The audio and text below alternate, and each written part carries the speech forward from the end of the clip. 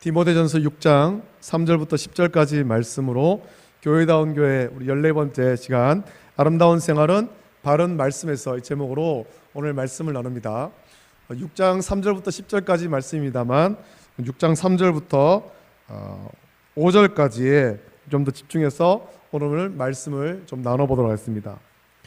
여러분 집에 물건이 많이 있죠. 가전제품도 있고 여러분들이 쓰는 어떤 다양한 물건들이 있을 겁니다. 자동차도 있고 차도 있고 여러 가지가 있을 텐데, 여러분들 그 물건들을 그렇게 구매하거나 얻었을 때 물건의 기능을 잘 사용하고 있습니까? 모든 기능을 잘 쓰고 있습니까? 가전제품을 새로 구매했을 때 여러분은 여러분들이 구매한 그 가전제품의 기능, 그 기능을 전부 다 잘 알아서 아주 스마트하게 잘 활용하고 있습니까? 아니면 아주 좋은 물건을 샀지만 내가 알고 있는 몇 가지 기본이 되는 기능만 그렇게 사용하고 있습니까? 요즘 우리가 사용하는 제품은 첨단의 기능을 포함하고 있습니다. 시대가 점점 많이 발전했죠. 첨단 기능이. 이제 곧 여름이 될 텐데 날씨가 더워지면 집마다 이제 에어컨을 틀죠. 에어컨은 금방 공기를 시원하게 하지만 집에 와서야 에어컨을 켜는 것보다 집에 들어가기 전에 에어컨을 미리 켤 수 있으면 얼마나 좋겠습니까? 밖에서 막 더워서 힘들 때 집에 들어가기 전에, 집에 아무도 없는데 집에 들어가기 전에 밖에서 에어컨을 딱 켜놓고 문 딱 열었을 때 집이 시원하면 정말 좋겠죠. 우리는 여전히 직접 리모컨이나 버튼을 눌러야 에어컨을 켜주는 줄 알지만 요즘 제품은 멀리 떨어진 곳에서, 심지어 집 밖에서 아주 먼 곳에서도 여러분 제품을 작동할 수 있습니다. 여러분 그거 몰랐죠? 여러분 집에 에어컨 한번 보세요. 그런 기능 있는 분도 있을 거예요. 밖에서 켤 수 있습니다. 밖에서. 첨단의 시대가 된 거죠. 여러분 손에 있는 스마트폰 가지고 이걸 다 작동할 수 있는 거예요. 에어컨도 켜고 밥솥에 밥 취사도 시킬 수 있고 세탁기도 돌릴 수 있고 다 할 수 있는 거예요. 스마트폰 하나로 시대가 많이 발전했습니다. 첨단의 기능이 포함된 새로운 제품을 구매했지만 많은 사람이 그런 기능이 있는 줄도 모른 채 여전히 옛날의 방식으로 합니다. 직접 내가 가서 손으로 다 누르고 내가 다 확인하고 이게 돌아가나 안 돌아가나 눈으로 보고 그래야 되죠. 왜 그럴까요? 왜? 우리가 새로운 방식에, 새로운 방법에 익숙하지 않기 때문이고, 결정적으로 제품의 사용 설명서, 매뉴얼을 우리가 읽지 않기 때문에 그렇습니다. 요즘에 그런 거 있지 않습니까? 시대에 뒤처지지 않으려면 여러분들도, 이제 연세 많으신 분들도 키오스크라는 거 아세요? 키오스크 작동법을 익혀야 돼요. 키오스크. 어디 가서 식당 가서 음식을 먹으려고 해도 옛날에는 저기요! 주인 아줌마 불러가지고 주문했는데 요새는 그렇게 안 하잖아요. 그 자리에서 보니까 태블릿이 있고 거기서 주문을 해요. 주문을. 어떤 식당에 가서 또 이렇게 음료를 하나 먹으려고 해도 매장에 가서 직원한테 주문하려고 하면 저기 키오스크에 하세요. 여러분. 할 줄 알아야 돼요. 여러분 할 줄 아세요? 모르면 밖에 가서 아무것도 못 사 먹어요. 이거 익혀야 되죠. 첨단의 기능을 익혀야 됩니다. 첨단의 기능을. 이 설명서대로 잘 익혀야 됩니다. 사용 설명서를 자세히 읽고 사용 방법을 익히면 편리한 기능을 고장 없이 오랫동안 사용할 수 있는데, 우리가 사용 설명서를 읽지 않으니까 사용법도 모르고 조금만 이상해도 고장이라고 생각하는 겁니다. 새로운 제품을 사용하는 것만 아니라 우리가 어떤 일을 할 때도 일하는 방법을 익히는 것이 중요합니다. 어떤 일터에 새로운 사람이 들어왔을 때 거기에 먼저 들어온 사람을 붙여서 일을 가르치잖아요. 잘 하도록 처음부터 끝까지 세밀하게 일을 가르쳐 준단 말이죠. 그 일을 잘 배워야 돼요. 그냥 안 배우고 다른 사람 하는 거 눈짓 어깨너머로 이렇게 보고 따라 하려고 하면 어설플 수밖에 없고 실수가 나올 수밖에 없고 사고가 나는 거예요. 대충 눈대중으로 익히면 안 되고 매뉴얼을 읽고 제대로 익혀야 됩니다. 제품의 사용 설명서나 일하는 매뉴얼을 만든 이유는 그것을 통해서 제대로 사용하고 제대로 일하기 위해서입니다. 옛날에는 이런 사용 설명서나 일하는 매뉴얼이 없어서 직접 선생님이나 상급자의 허드렛 일부터 따라하면서 배우면서 그렇게 배우기도 하고, 가르쳐주지 않아서 어깨너머로 배우기도 하죠. 몰래 이런 식으로 배우면 제대로 일을 할 수 없습니다. 전문가가 될 수 없고 사용법을 익힐 수도 없습니다. 사용 설명서를 잘 읽고 잘 배워야 합니다. 자, 우리가 밖에서 일할 때 또 어떤 제품을 사용할 때도 이런데 우리의 신앙생활은 어떻겠습니까? 여러분은 여러분의 신앙을 누구한테 배웠습니까? 신앙생활하는 것.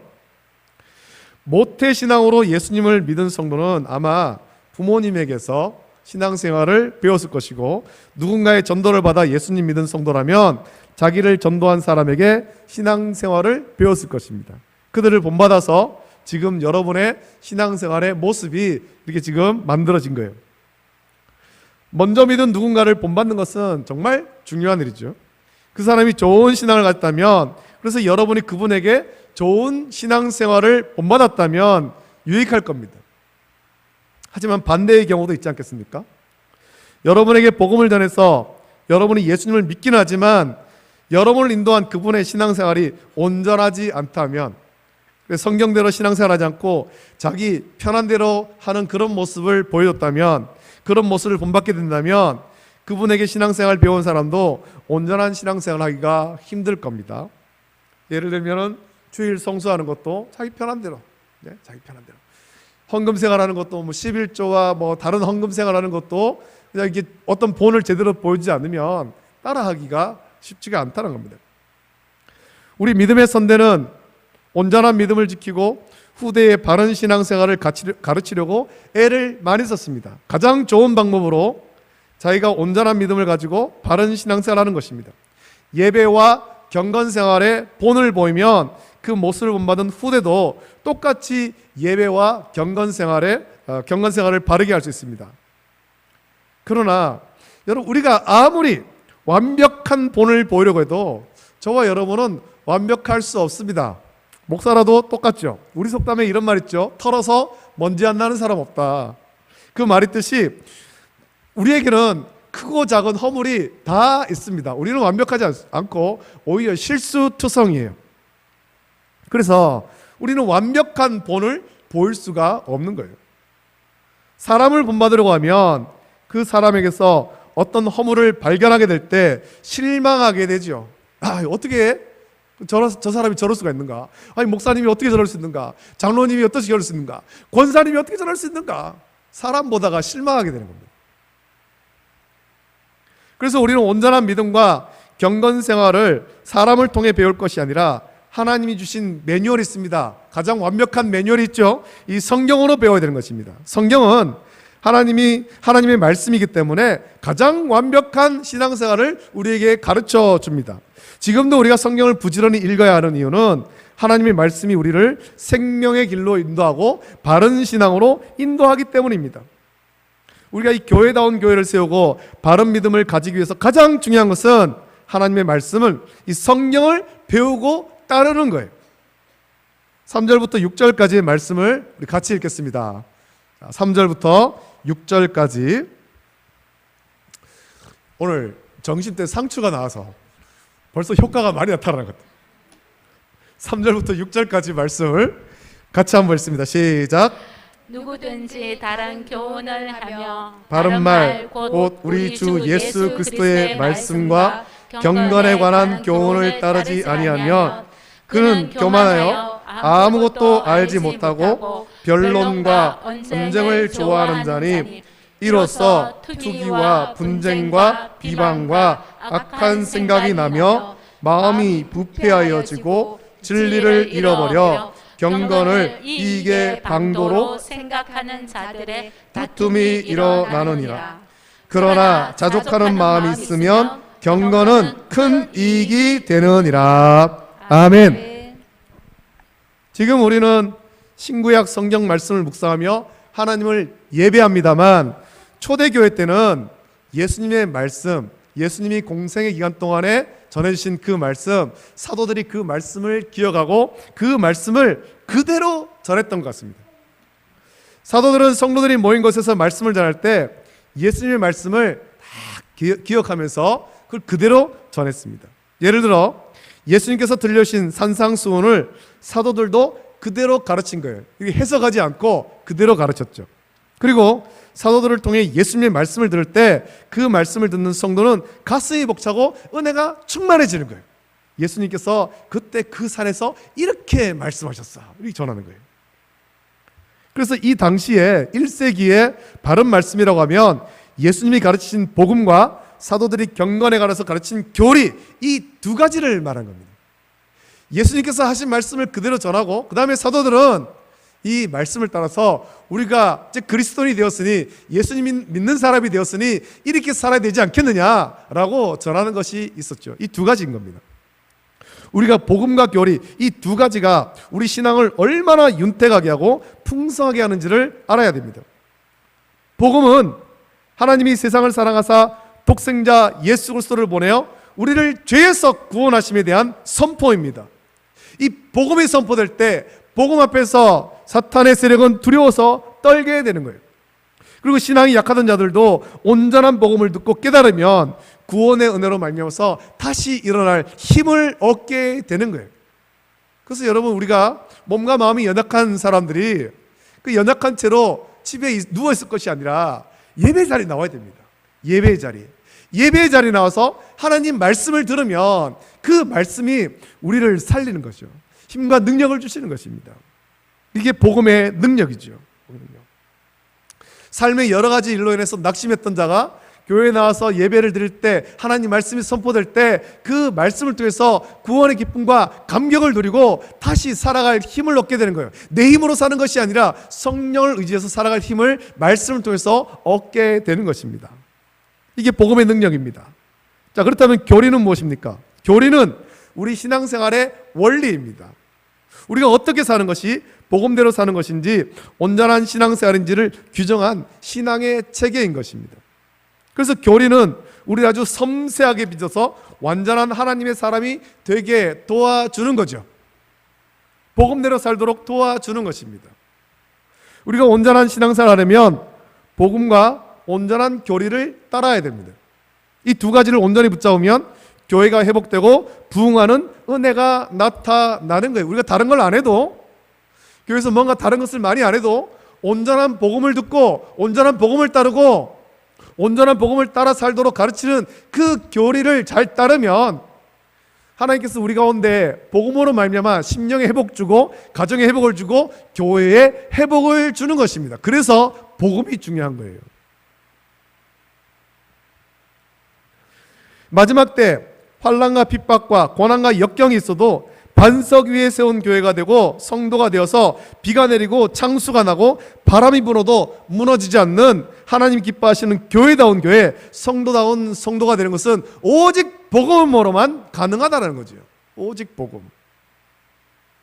그래서 예수님께서 이렇게 말씀하셨지 않습니까? 마태복음 7장 24절부터 27절 보면, 그러므로 누구든지 나의 이 말을 듣고 행하는 자는 그 집을 반석 위에 지은 지혜로운 사람 같으리니 비가 내리고 창수가 나고 바람이 불어 그 집에 부딪히되 무너지지 아니하나니 이는 주추를 반석 위에 놓은 까닭이요 나의 이 말을 듣고 행하지 아니하는 자는 그 집을 모래 위에 지은 어리석은 사람 같으리니 비가 내리고 창수가 나고 바람이 불어 그 집에 부딪히매 무너져 그 무너짐이 심하니라 라고 예수님께서 말씀했습니다.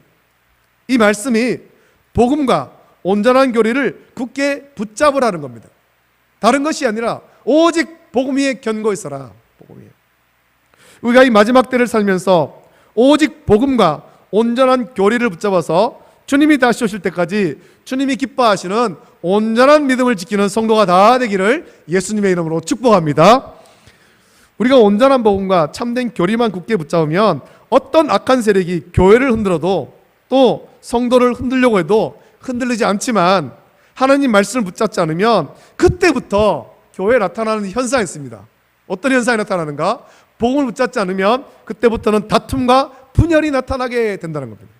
왜냐하면 성도의 신앙을 견고하게 하는 바른 복음과 교리가 없으면 우리의 신앙생활이 변질하기 때문입니다.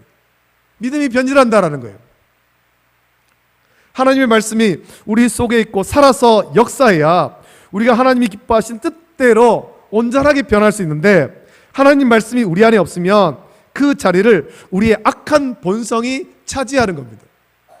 여러분, 우리 마음에 주인 되시는 자리를 주님께 내어드리고 주님의 말씀으로 우리 마음을 가득 채워야 되는데 주님의 말씀이 없습니다. 내 마음의 주인 자리를 주님께 내어드리지도 않았고 주님의 말씀으로 채우지 않으면 이 공허한 마음 가운데 우리 육체의 본성을 따른 것들이 채워지기 시작하는 겁니다. 그래서 미워하고 시기하고 다투는 것입니다. 또 하나님 말씀이 우리 영의 양식인데 영의 양식을 먹지 못하면 우리 영이 굶주려서 나약해지는 거예요. 영이 약해진다는 것이 뭡니까? 우리가 원수마귀가 일으키는 환난과 핍박 조금만 불어와도 견디지 못하고 쓰러지는 거죠. 영이 굶주려서 나약해지면 예배에 나와도 예배에 대한 기대도 없고 찬송을 불러도 기쁘지 않습니다. 우리 안에 하나님 말씀이 없으면 구원의 기쁨과 감격을 온전하게 누릴 수가 없다라는 겁니다. 그러면 주님의 사랑을 깨닫지도 못하고 우리 안에 사랑도 없어져서 작은 것에도 불평하고 다투기 시작하는 것이죠.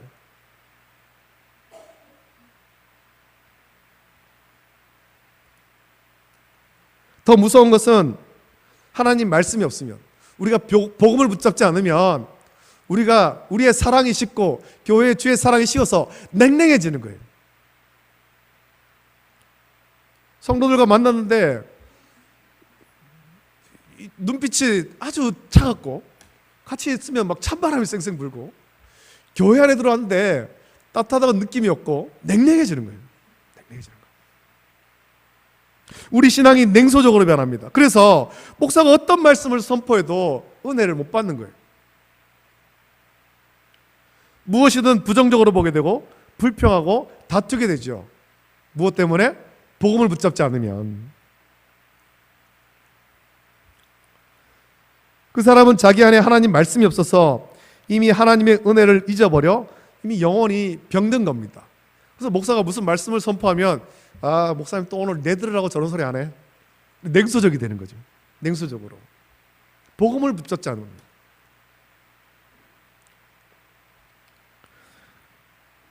하나님의 말씀, 복음이 우리 안에 있으면 교만하지 않고 자기 죄를 깨닫고 회개하게 되는데 말씀이 없으면 자기도 모르게 부패합니다.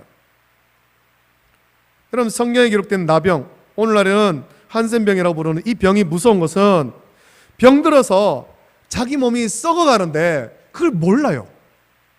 썩어서 떨어져 나가는데도 모른다는 겁니다.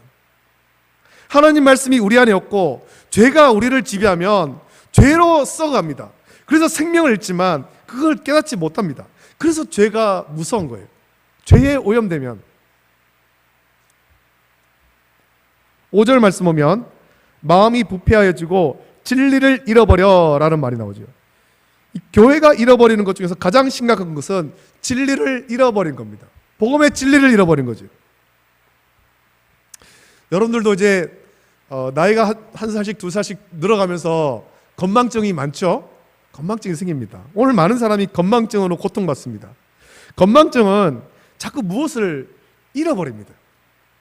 내가 지금 뭔가 말을 하려고 하던 것, 내가 뭘 말하려고 했지? 잊어버려. 옆에 가가지고 막 가족한테 찾아갑니다. 여보 실컷 갔는데 내가 무슨 얘기 하려고 했지? 아이들 부릅니다. 아들아 이리 와봐라. 왔는데 왜요? 무슨 얘기 하려고 했지? 말하던 거 잊어버리죠. 그리고는 이제 막 어딘가로 갑니다. 뭐 냉장고 쪽으로 갑니다. 갔는데 냉장고 문을 열고는 뭘 꺼내려고 했지? 잊어버려요.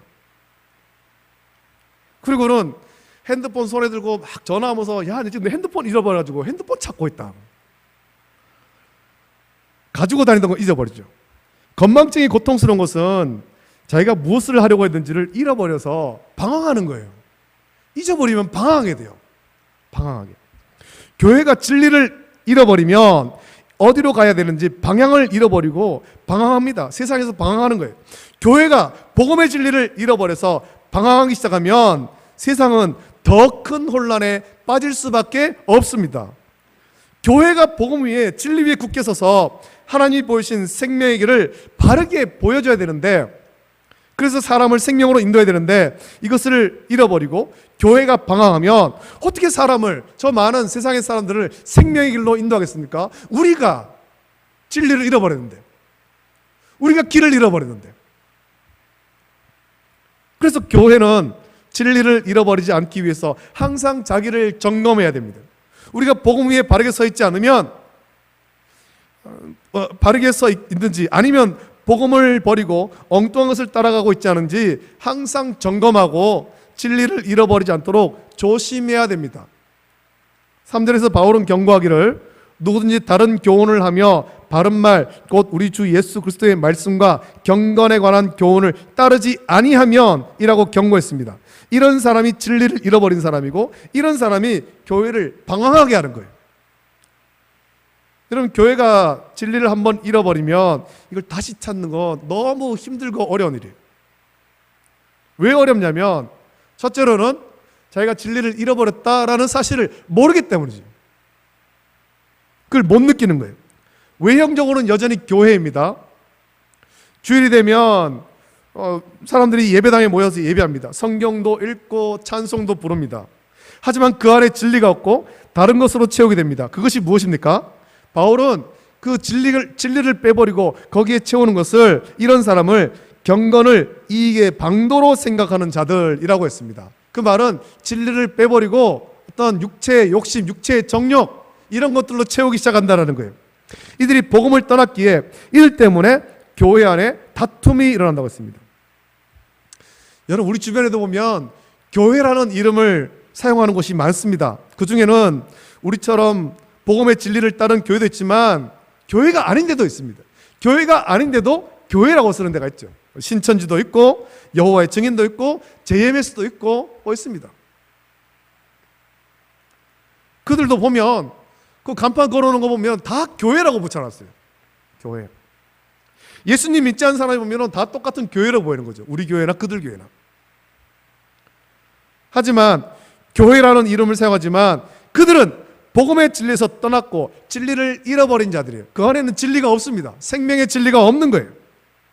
그들은 경건을 이익의 방도로 생각하는 자들이죠. 그래서 이단은 교회의 유익이 아니라 교주와 특정인의 이익을 위해서 존재하는 거예요. 거기에 빠진 사람들은 자기의 몸과 재물과 건강과 모든 것 다 빼앗기는 거잖아요. 그러면서도 그 빼앗기는 걸 모르고 있잖아요.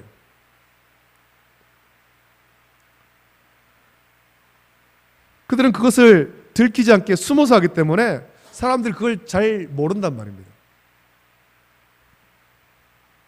경건을 이익의 방도로 생각하는 것은 신앙생활을 돈벌이로 이용한다, 그런 의미입니다. 쉽게 말하면 돈벌이로.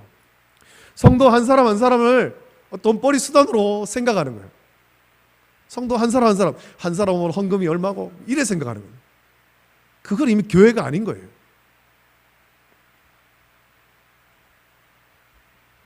경건을 이용해서 자리를 차지하고 경건을 빙자해서 자기 입속을 채우는 거죠. 여러분, 선거철이 되면 평소에는 교회에 나와서 예배하지 않던 자들이 갑자기 신앙생활을 열심히 하는 것처럼 보입니다. 이 교회 저 교회 막 가죠. 그리고 어디에 가서는 무슨 교회에서 자기가 어떤 직분을 받았다, 그런 얘기를 합니다. 이렇게 하는 이유가 뭐겠습니까? 경건을 이익의 방도로 생각하는 겁니다. 선거에서 표를 얻을 생각으로 경건을 이용합니다. 이들은 참 믿음을 가진 사람이라고 볼 수가 없습니다.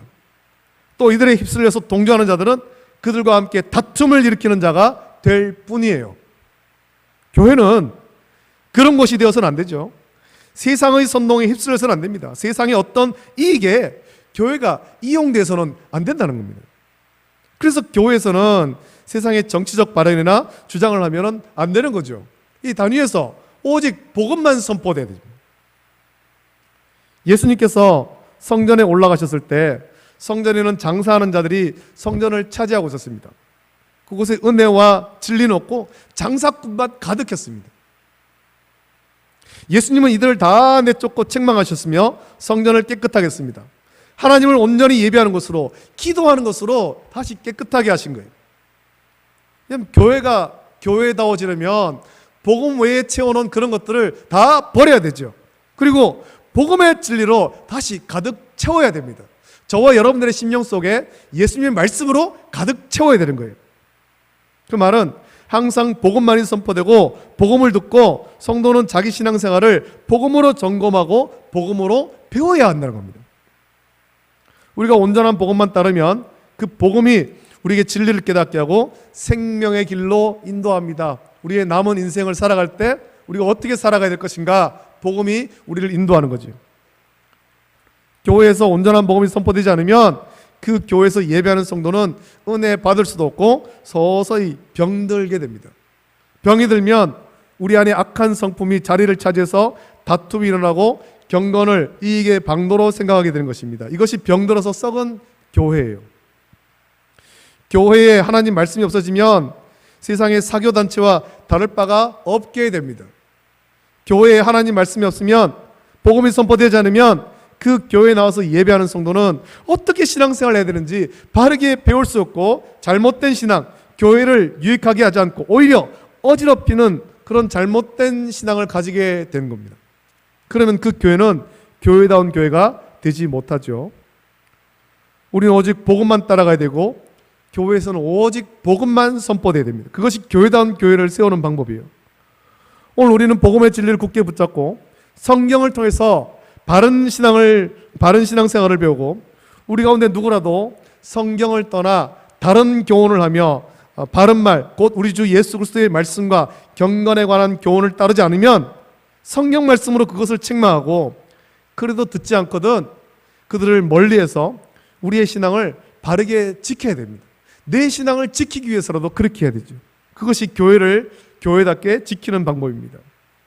교회다운 교회는 오직 복음만 선포되고 복음만 따르는 교회죠. 우리 교회가, 우리 월배 중부교회가 하나님이 기뻐하시는 교회다운 교회로 건강하게 세워지기 위해서 모든 성도가 성경을 부지런히 읽고 복음의 진리만 굳게 붙잡고 따르기를 예수님의 이름으로 축복합니다. 아멘. 기도하겠습니다. 하나님 아버지, 사랑과 은혜를 감사합니다. 우리 교회가 주님께서 기뻐하신 뜻대로 교회다운 교회로 온전히 세워지기를 원합니다. 디모데전서의 말씀을 묵상하면서 그동안 우리가 교회가 어떻게 해야 되는가, 우리가 어떻게 해야 될 것인가 말씀을 계속해서 묵상하고 있습니다. 하나님, 오직 복음만 따라가는 교회가 되길 원합니다. 복음만 선포되고 또 복음만 따라가며 우리 신앙생활이 주님께서 기뻐하신 대로 바른 신앙생활로 그렇게 세워질 수 있도록 은혜를 부어 주시옵소서. 아버지 하나님, 우리가 이 복음으로 우리 나아갈 바를 바로 깨닫게 하시고, 주님을 알지 못하는 저 많은 사람들, 죄악된 세상에서 방황하는 자들에게 복음의 진리로 그들도 나아가야 될 그 길을 가르쳐 줄 수 있는 교회다운 교회, 성도다운 성도 될 수 있도록 복 주시옵소서. 거룩하신 예수님의 이름으로 감사드리며 기도합나이다. 아멘.